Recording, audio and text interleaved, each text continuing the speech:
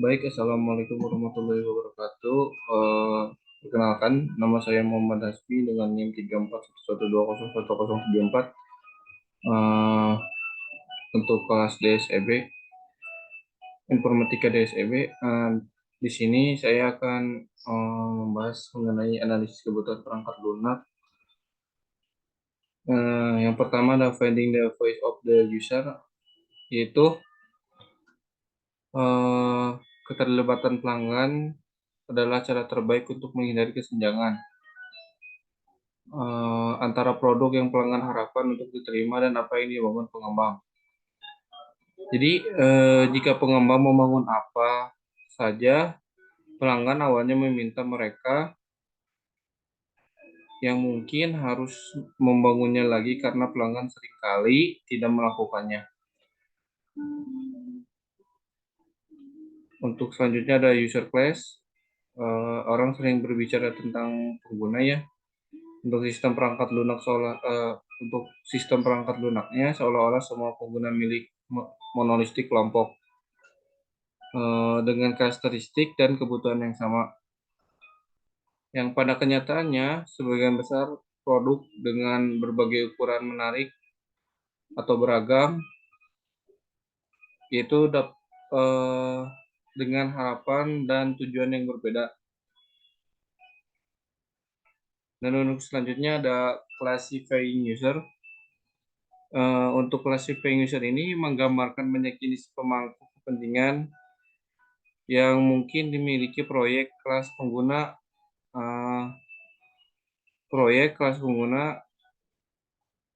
ini adalah subset dari penggunaan produk yang merupakan subset dari pelanggan produk yang merupakan bagian dari pemangku kepentingannya. Seorang individu dapat menjadi anggota beberapa kelas pengguna. Lalu sebuah produk mungkin berbeda antara lain eh, ya berbeda antara lain dapat mengelompokkan pengguna ke dalam jumlah kelas pengguna yang berbeda berdasarkan perbedaan.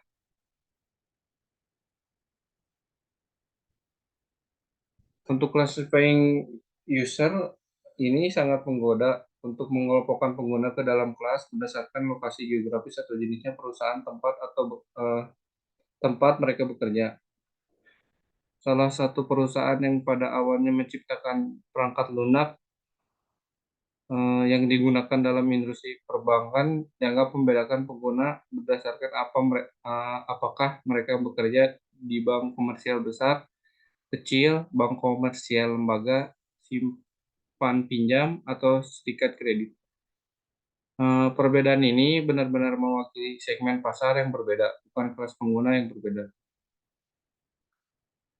Dan yang selanjutnya ada identifying user classes, yaitu mengidentifikasi dan mencirikan kelas pengguna yang berbeda untuk produkmu di awal proyek, sehingga kita bisa melakukannya mendapatkan persyaratan dari perwakilan dari setiap kelas penting. Teknik yang berguna dengan bertanya kepada sponsor proyek siapa yang diharapkan untuk menggunakan sistem tersebut.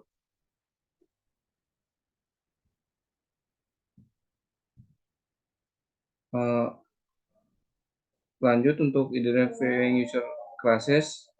Lanjutannya, mungkin satu perusahaan yang mengembangkan produk khusus untuk sekitar 65 pelanggan. Korporat pada awalnya menganggap setiap perusahaan sebagai pengguna yang berbeda dengan kebutuhan yang unik. Mengelompokkan pelanggan mereka menjadi hanya 6 kelas, pengguna sangat menyederhanakan tantangan persyaratan mereka. Eh, dan bila mana kita menawarkan banyak saran tentang menyebarkan jaringan yang luas untuk mengidentifikasi pengguna potensial, maka kita harus memangkas daftar pengguna dan mencari pengguna tertentu untuk berpartisipasi dalam proyek. Dan untuk yang selanjutnya ada user personas. Personas ini dapat berfungsi sebagai placeholder saat tidak memiliki perwakilan pengguna yang sebenarnya di tangan. Alih-alih membuat kemajuan terhenti, dapat membayangkan seorang tampil. tugas tertentu atau mencoba untuk menilai apa yang menjadi preferensi personal sehingga menyusun titik awal persyaratan untuk dikonfirmasikan ketika pengguna sebenarnya tersedia. Detail persona ini untuk pelanggan komersial termasuk karakteristik eh, dan perilaku sosial serta demografis, preferensi, gangguan, dan informasi serupa. Selanjutnya ada connecting with user representative, yaitu setiap jenis proyek, sistem, informasi perusahaan, aplikasi komersial, sistem tertanam, situs web, perangkat lunak yang dikontrak, perlu perwakilan yang sesuai untuk memberikan suara pengguna. Penggunaan harus dilibatkan sepanjang siklus hidup pengembang, tidak hanya tidak hanya dalam persyaratan yang terisolasi di awal saja, di awal proyek saja. Setiap kelas pengguna membutuhkan seorang untuk berbicara untuk itu. Eh, Cara termudah untuk mendapatkan akses ke pengguna sebenarnya saat pengembangan aplikasi ini diterapkan dalam perusahaan sendiri. Jika mengembangkan perangkat lunak komersial akan melibatkan orang dari situs pengujian, beta atau rilis awal, Anda untuk memberikan input persyaratan jauh lebih awal di proses pengembangan. Mempertimbangkan menyiapkan grup fokus pengguna produk saat ini atau produk pesaing. Menggantikan hanya menebak apa yang diinginkan pengguna, tanyakan beberapa dari mereka. The Product Champion. Pendekatan juara produk bekerja paling baik jika setiap juara sepenuhnya diberdayakan untuk membuat pengikatan keputusan atas nama kelas pengguna yang diwakilkannya. Jika keputusan seorang juara secara rutin ditolak oleh orang lain, waktu dan niat baiknya terbuang sia-sia.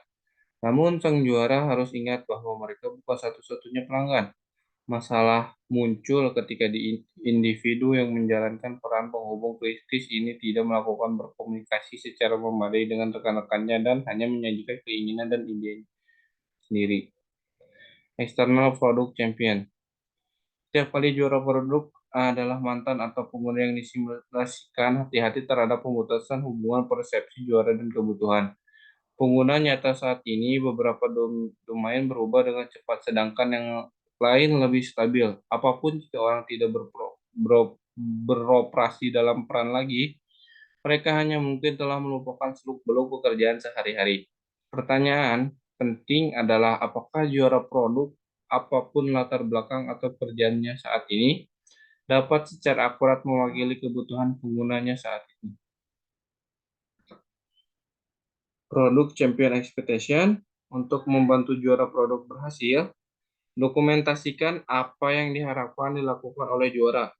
Ini ekspektasi tertulis dapat membantu membangun alasan bagi individu tertentu. Untuk mengisi peran penting ini, mengidentifikasi beberapa aktivitas yang mungkin dilakukan oleh juara produk. Tidak setiap juara akan melakukan semua ini. Gunakan tabel ini sebagai titik awal untuk menundingkan tanggung jawab masing-masing juara. Multiple Product Champion. Satu orang jarang dapat menggambarkan kebutuhan untuk pengguna aplikasi.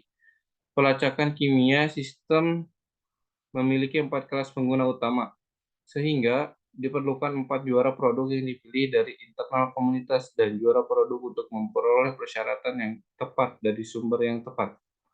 Juara tidak ditugaskan penuh waktu, tetapi masing-masing menghabiskan beberapa jam per minggu untuk mengerjakannya proyek.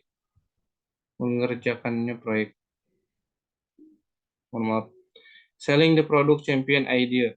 Memisahkan persyaratan bisnis dari persyaratan pengguna mengurangi beberapa ketidaknyamanan ini. Sebagai pengguna yang sebenarnya juara produk membuat sebagai pengguna yang sebenarnya juara produk membuat keputusan pada tingkat kebutuhan pengguna dalam ruang lingkup batas-batas yang ditentukan oleh persyaratan bisnis. Sponsor manajemen mempertahankan otoritas atau membuat keputusan yang mempengaruhi visi produk, ruang lingkup proyek, prioritas terkait bisnis, jadwal, atau anggaran. Produk champion tries to avoid, yaitu model juara produk telah berhasil di banyak lingkungan. Ia bekerja hanya ketika produk juara memahami dan mendaftarkan untuk tanggung jawab mereka. Memiliki wewenang untuk membantu keputusan pada tingkat kebutuhan pengguna dan memiliki waktu yang tersedia untuk melakukan pekerjaan itu. User representation on Agile project. Skema produk, owner dan produk champion tidak saling eksklusif. Jika produk memiliki pemilik berfungsi sebagai analis bisnis bukan sebagai perwakilan pemangku kepentingan dirinya sendiri, dia dapat membuat struktur dengan satu atau lebih juara produk untuk melihat itu secara maksimal. Sumber yang tepat memberikan masukan. Alternatifnya, pemilik produk dapat berkolaborasi dengan satu atau lebih banyak analis bisnis yang kemudian bekerja dengan pemangku kepentingan untuk memahami kebutuhan mereka. Resolving resolving conflicting requirement. Seorang harus menyelesaikan persyaratan yang bertentangan dari kelas pengguna yang berbeda, merekonsiliasi ketidakkonsistenan dan menengahi pertanyaan ruang lingkup yang muncul.